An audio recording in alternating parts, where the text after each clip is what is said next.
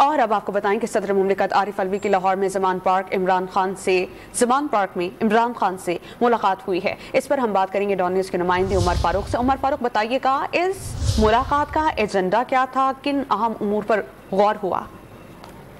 जी, अब से कुछ देर कबल सदर मुमलिकत डॉक्टर आरिफ अलवी ज़मान पार्क पहुंचे हैं और चेयरमैन पीटीआई इमरान खान के साथ इस वक्त उनकी मुलाकात जारी है, जो कि उनकी रिहाइश का ज़मान पार्क में हो रही है।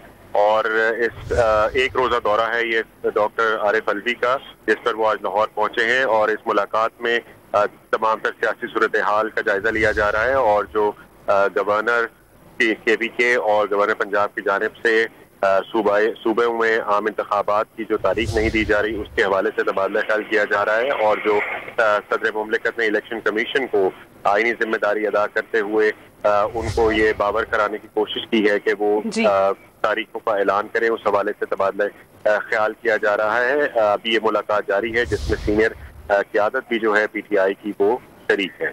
जी, बहुत शुक्रिया अमर, आप हमें अपडेट कर रहे थे।